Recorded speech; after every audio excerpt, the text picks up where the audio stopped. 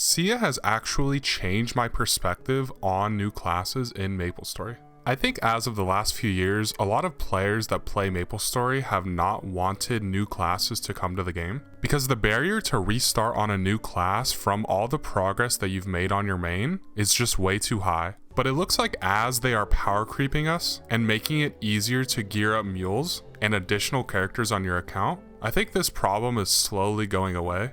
And I think more players are now open to Nexon releasing new classes if they are very cool and well thought out classes. When Len got revealed in KMS and came out, I saw a large shift in the sentiment in the community, one that I haven't quite seen in a long time. And I now think that the player base is kind of on an upwards trajectory in terms of allowing Nexon to experiment with new and cool classes. And obviously we just got 2 new classes. We got Moshwan and then we also got Sia right after. But I think Moshwan, when it was released, it didn't really have that much time to breathe because Sia came out so close to Moshwan's release. And obviously Moshwan wasn't a fully new class, it's already existed in another server before for quite some time now. And we kind of already knew what to expect with Moshwan. But Sia, since it's a GMS exclusive class, it was one of the first times that the GMS player base kind of had to figure out everything on our own without any help from external servers like KMS or JMS. But yeah, now that the class has had some time to breathe, I just kind of wanted to go over why I think Sia is so amazing and also why I am excited for the next Shine class that should be coming out into GMS called Arrow Light. Because in my opinion, Team GMS did not just build the Erda link system and the full UI and implement that entire system into Sia and just never release another Shine class again. I mean, even Nexon themselves classifies Sia as a Shine class, which is already setting up the class for a branch of characters. But yeah, one of the things that I really like about Sia is that the skill animations are very high quality and they're very unique as well. Originally, when Sia was released, we actually thought that the class was going to get the mobile animations. Just from the way the trailers looked and stuff, we weren't really sure how the class was going to play in the PC version of the game. But thankfully, when it came out, it definitely surpassed my expectations.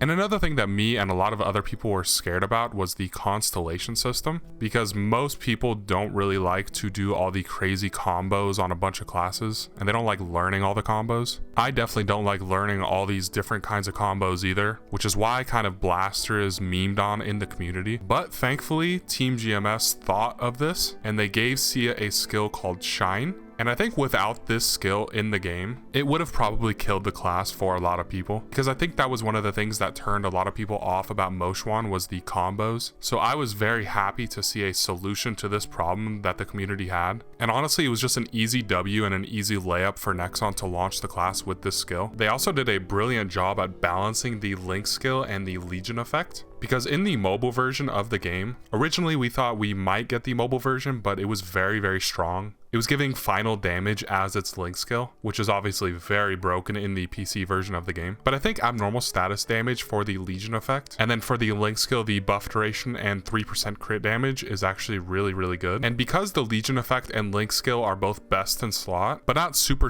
overpowered or overtuned or anything like that, I think that also caused a lot of people to play the class. Because even if you main another class and have no interest in Sia whatsoever, you still pretty much have to make the class for the Link skill and the Legion effect. And in terms of where Sia fits into the meta right now, because we're a few months out from the class releasing, there's been some people giga grinding the class, so we can now see what endgame looks like on the class. And it looks very, very strong. It's actually topping the damage charts. A new damage chart just came out the other day actually, and people are assuming that Sia is in the top 5 of those damage charts. They haven't tested Sia yet as far as I'm aware, but it's looking like Sia is going to be in the top 5. And for a new class to crack the top 5 in the damage charts is pretty insane. And to be honest, it's looking like a lot of the non-KMS classes are very, very overtuned, but I don't think that's necessarily a problem for the meta to be different in GMS compared to something like KMS. But I do think it's a little suspicious that Sia, Moshwan, and Kana are all in the very top of the damage charts. It does feel as though they really want us to play these classes, and the way they're doing that is by overtuning them, which I don't necessarily think is a great idea. I don't think the strategy should just be to launch the best class in the game, sell a premium pass for $25 or $30, and then nerf the class in 6 to 12 months.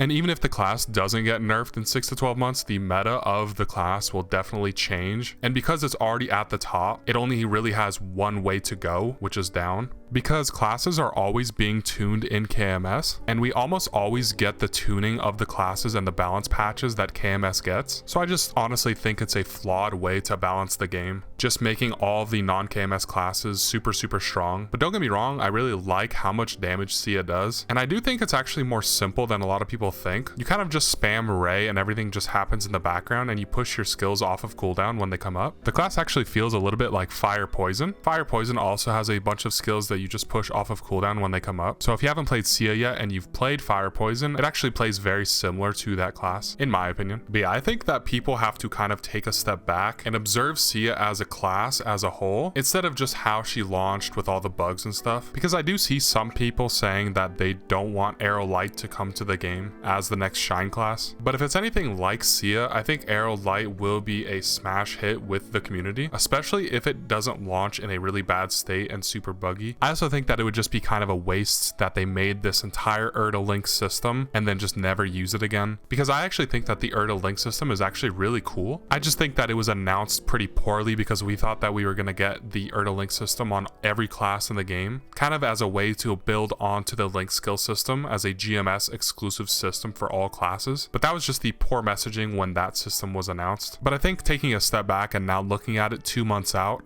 I actually think it was really good for the game, and I think that they need to build more unique systems like this, but maybe reduce the RNG aspect of it a little bit, because I know that people don't like to gamble the frags in the system. And also I think that the Sia Premium Pass was actually a very good way to monetize the game. I think they could basically do the same thing again for Arrow Light when it comes out. Maybe they could tweak a few things here and there, but I think the one-time purchase battle pass style monetization systems in the game are much more well received in the community, rather than infinite spending systems like the surprise style boxes or the sauna. Because in the Sia Pass, you can kind of just see what you're gonna get, and you can make an informed decision before you buy it, because you can see everything up front and nothing is RNG. And I think it's just overall a much smarter way to monetize the game. And if they're gonna launch a bunch of new classes in the future that are all Shine classes, I think this battle pass system is a good incentive for Nexon, because it works well for Nexon because they make money, and I think it also works for the community because it's generally received pretty well. But yeah, I think that was another part of Sia that I really liked on launch, and I could honestly do a whole video just on the monetization of the game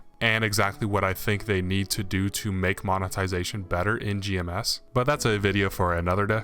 But yeah, I kind of just wanted to talk about Sia a little bit, since we are a few months away from when it released now, and I think the class is extremely fun, and it's definitely an amazing class, and I think you guys should play it because it's a great boss meal and it's a great main as well. So if you're looking for a main, I'd say Sia is definitely worth considering. I think I can confidently say now that Sia is a great main because someone has already made it so far into the endgame, and people have kind of already proven that the class is very good in endgame now. And my Sia is currently a hard Lotus meal going to a C10 meal soon, and it's just super fun and 100% definitely worth making as a boss meal. It's super simple as well. You literally just hold down Ray and push your skills off of cooldown, so that's really good for a boss meal. But anyways, that's enough about me talking about Sia.